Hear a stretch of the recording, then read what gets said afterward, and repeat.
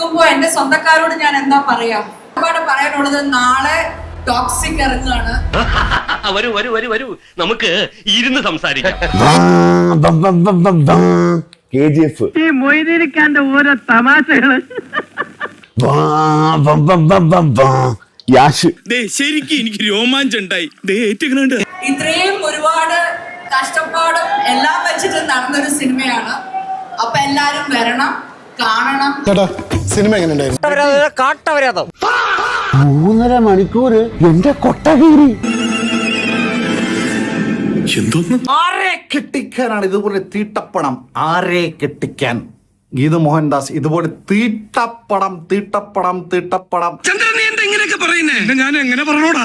3 മണിക്കൂർ 20 മിനിറ്റ് തിയേറ്ററിൽ ഇരിക്കാൻ വയ്യ. ആകെ ഇന്റർവ്യൂലാ ഒരു സുഖം. അത് ഏറ്റവും പ്രശ്നം ഡയലോഗാണ്. കൂതറ ഡയലോഗുകളും കുത്തി നിറച്ചുകൊണ്ടുള്ള ബോംബ് ചിത്രമായി മാറിയിരിക്കുകയാണ്. വളരെ മോശം എക്സിക്യൂഷൻ, മോശം കഥ, മോശം തിരക്കഥ, മോശം അഭിനയം, എല്ലാം കൊണ്ട് ഒരു മോശം.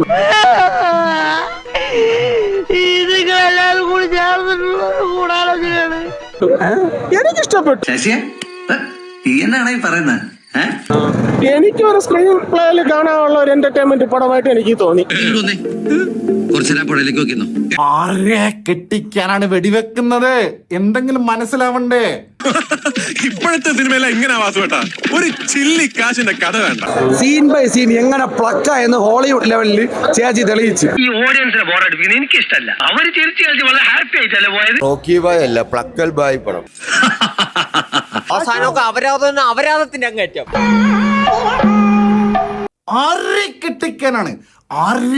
ആരെ കെട്ടിക്കാനാണ് കോടികൾ മുടക്കി ഗീതു മോഹൻദാസ് നിങ്ങൾ ഈ സിനിമ എടുത്തത്?